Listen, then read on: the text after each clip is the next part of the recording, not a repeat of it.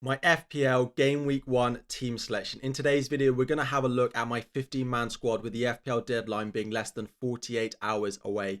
We're going to go through the 15 players that I've selected for Game Week 1. We're going to talk about exactly why I've picked them, some potential alternatives that I know you're asking about, why I'm not considering them, what potential changes I might make, my Game Week 1 lineup, and my captaincy as well.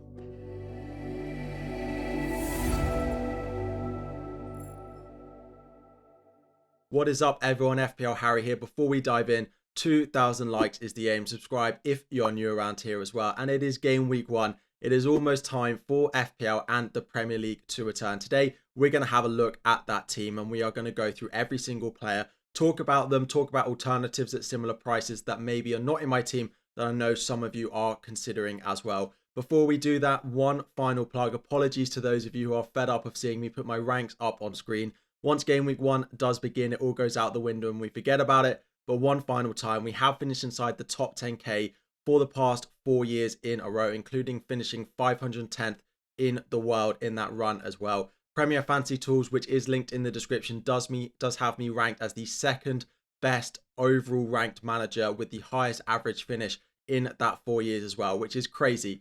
But we're going to dive in and we're going to have a look at my draft. I know I uploaded a draft video on Monday, but things are changing pretty quickly. We're having injuries, we're having transfer news, and I think FPL have priced this game so well this year, it's very, very difficult to find a draft that you settle on and you're happy with. Every draft you build, you are missing someone out. So I'm constantly tinkering, and once we get to Friday, normal servers will be resumed in terms of videos. So here we are with my team selection for game week 1. We'll do a bit more on captaincy than maybe we've done before. In goal, we're going with Dean Henderson of Crystal Palace going away to Brentford.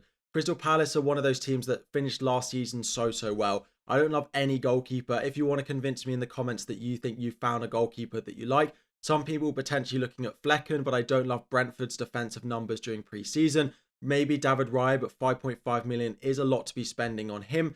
And then I could also look at Sells at Nottingham Forest, but he's definitely not nailed. And they are linked with other goalkeepers like Ramsdale going into the start of the season. So I've ended up with Henderson. The other sort of Crystal Palace goalkeeper in Johnston at 4.5 looks like he's going to be leaving the club before the end of the transfer window. So Henderson does feel pretty nailed going into the start of the season. I've actually changed my backup to be Bentley at Wolves. Not much to really report about my backups. He has played a little bit more minutes than Valdemarson has, who has been in my squads previously.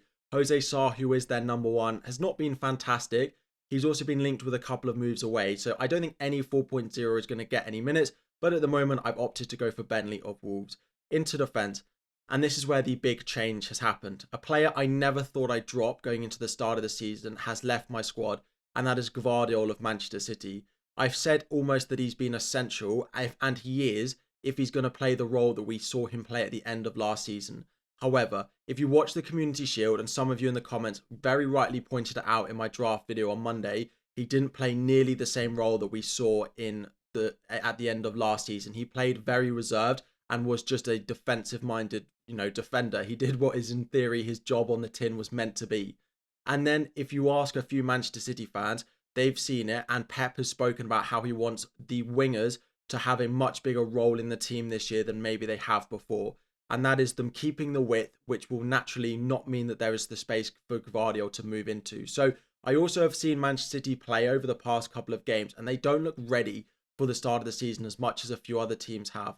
They don't look up to speed, and they've had a lot of players return late to training or late to pre-season. And I don't think they're going to get up to speed as quick as some of the other teams are, like an Arsenal or a Liverpool, who are ready to go and have had their teams back for the majority of pre-season at the moment. So I have dropped Gvardiol. He may well still come back in for me in game week 1 if we see changes or we see Pep sort of being positive. The other thing is, of course, Rodri is not fully expected to start the Chelsea game in game week 1 as well. He's only just been pictured back in training on Wednesday. So that is a big caveat to going with Gvardiol as well, that they're not as solid defensively if he's not playing. So I've opted with Saliba. I was lucky enough to be at the Arsenal-Lyon game. I've mentioned it before on Sunday, and I've never seen a team control a game the way that Arsenal did in that match.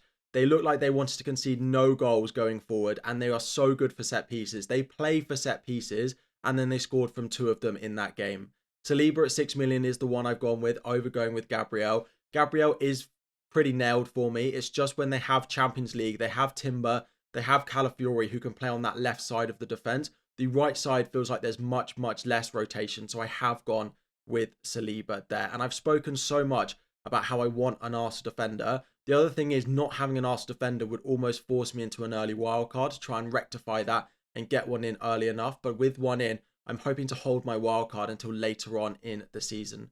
Trent Alexander-Arnold has been in almost all of my drafts and I'm very happy with him. The opening fixtures are great. I expect Liverpool to be solid defensively and he has the attacking threat as well. I don't have Mo Salah still and he does help cover off a little bit of that Liverpool attack. Then we've got Munoz of Crystal Palace and he's not actually been in any of my drafts yet, but he's been a player who's been in my thinking quite a lot. 5 million is a great price for him. He does get very far forward. He plays as almost a right wing, right centre forward at times. He presses the goalkeeper and there is definitely attacking threat there. We've seen it with Mitchell who plays on the other side during pre-season. He's picked up a goal and an assist, which just highlights how good the Crystal Palace wing-backs can be. The only caveat to this is I do have double Crystal Palace defence with Henderson and with Munoz. The good thing is with the defenders I've got on the bench, I can rotate Munoz and I only play him in the fixtures that I want to. And I've checked the rotation and this defence does look really nice for about the first 8 to 10 game weeks or so. On the bench, we've then got Robinson of Fulham. I'm very happy with him. Robinson has been very impressive going forward and Fulham have been very impressive defensively in pre-season. They have a great run of fixtures from game week 2. Of course, they play Manchester United in game week 1, so he's on the bench. Barco of Brighton is next. They are looking to sign a fullback from Fenerbahce. However, a lot of Brighton fans think he's going to be playing right back rather than left back with Barco and Estupiñán, and the fact that Barco might actually keep his place in the team over Estupiñán given how good he's been and he's on set pieces, meaning as a 5th defender for me now, he was a 4th defender. As a 5th defender, I'm happy to take the punt on him going into the start of the season. Into midfield. So we've actually taken out Smith Rowe. And the issue with Smith Rowe is I think he's a great pick and I love the Fulham fixtures. But all he did in my team was cause me a benching headache pretty much 3 of the first 5 weeks, which I didn't really want. So I downgraded him to Sangare of Nottingham Forest at 4.5 just to sit on my bench. And I've invested that money in my starting 11. Sangare looks pretty nailed to be starting as one of their central defensive midfielders. He is good in the air. He has scored in pre-season as well. Slightly better, I think, than Winks, who have been pretty awful. Leicester in pre-season look like one of the teams that we are definitely going to be targeting going into the FPL season. So into my starting 11 in midfield. Again, I've spoken about how much I like Arsenal, and I think I've massively underestimated them. Despite the opening fixtures, I do think I want that. He's on penalties. He's just so vocal. Of course, he was one of the highest scoring players last year. I expect him to be the same this year and Arsenal to go very, very close to winning the league again. If not to win it, I think it is very, very possible. And Saka is just vocal to them and I think they will start the season well. I did consider Havertz. I think Havertz is a nice option, but I didn't have space in my forward line for him. Then we've gone and we've added Jota. Jota is my punt for the start of the season. If he gets minutes, I think there's no denying that he is going to be a great pick. It is just that minutes doubt that we have at the start of the season. I do think, though, he's had a good pre-season. He's performed very well. He looks like he's playing number 9 and they have great fixtures. I'm willing to take the risk on him. Of course, I don't have Salah in here for the start of the season. Nkunku is in here. Again, I haven't gone with a Cole Palmer. I've gone with Saka over Son as well. For me, I don't love Son's opening fixtures. I don't know how Solanke's going to impact Son, so I'm happy with what I know with Saka. Also, I'm not going with Palmer because I like the value that Christopher Nkunku offers. 6.5, I don't expect him to match Palmer, but I expect him to be better value than Palmer this season. He's so sort of versatile. He can play in so many positions and he is such a good goal scorer. He won the Bundesliga Golden Boot before he signed for Chelsea. Of course, he was injured last year, which is a risk, but I am happy with him for the start of the season. He's had a great preseason. Pretty happy to go into game week 1 with him. And then the final midfielder is Eze. If Eze is likely to stay at Crystal Palace, I'm almost certain to start with him. Mateta was also back in training for them.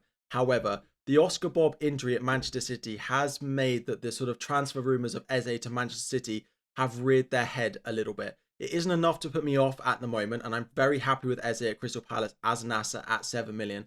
However, if between now and the deadline it looks like the Eze transfer rumours are going to grow and grow, I will downgrade Eze to Smith Rowe and I will upgrade Sangare to another 5.5 million midfielder. So I'll effectively split Eze in half to 2 5.5 million options and then just rotate them as the 4th and final starting midfielder and have a slightly stronger bench as well. Finally, moving up front, there is Erling Haaland. For me, he's the best captaincy option early on. I do expect him to still perform, even though I'm not certain how well Manchester City will perform early on compared to how they have done at times. Alexander Isak is in there, and he's actually going to get the captaincy armband for me. I prefer it to Saka just for game week 1. Haaland will get it pretty much reliably from game week 2 onwards. I just look at Southampton and expect them to concede more goals in game week 1 than I think Saka will. It's close between the two. Saka has my vice captain, but Isak is my captain at the moment. I think Newcastle will have a fantastic season, and without Europe as well, I think Isak and Newcastle will do very, very well and challenge for top 4 again. And the final starting forward, so I've gone with João Pedro up to Chris Wood. João Pedro is one that's caused me a lot of headaches, and I just see the amount of forwards that they have in the club. They're also linked now with Ruta from Leeds as well, which is another forward that is just going to rotate for positions that João Pedro is fighting for. I look at the Nottingham Forest fixtures of Bournemouth at home, Southampton away, Wolves at home in the first 3, and think I want a piece of that attack. And I've gone with Chris Wood, who I think is pretty nailed. I know there's a slight risk of Taiwo Awoniyi, but I think it's more minutes off the bench rather than starting minutes. And I'm very happy with Chris Wood for game week 1. So as I said with this team, I actually plan on saving my wildcard until game week 10 onward. I've got Arsenal in there. The only thing I might want is slightly more Manchester City once I see them get up to speed. Once I see what system they're playing and who's playing on the wings, then maybe I'll consider, and maybe Phil Foden will come back into the radar. So this is it. This is my 15-man squad. Of course, we will have a video out on Friday. In that video, I'll discuss the final decisions. And if you have any players you particularly want me to discuss in that video, drop them in the comment section down below, and I will do my best to answer the ones that are the most liked or the most commented on this video as well. I will also have a 2.5-hour deadline stream where we're looking for any deadline news, any early transfer news, any potential changes to my lineup going into the game week 1 deadline as well. Thank you all so much for watching. Thank you all so much for the support you've given during pre-season. If you've been subscribed for years as well, thank you for your support and giving me the opportunity to do this. And if you're new to the channel, welcome. I hope you enjoy the new season. I hope you stick around for the ride. We are here for the long run. There'll be at least 3 videos and a deadline stream every single week to help you get the best rank you possibly can and win those mini leagues as well. Thank you so much for watching. 2,000 likes is the aim. Subscribe if you are new around here, and I'll be back again very soon.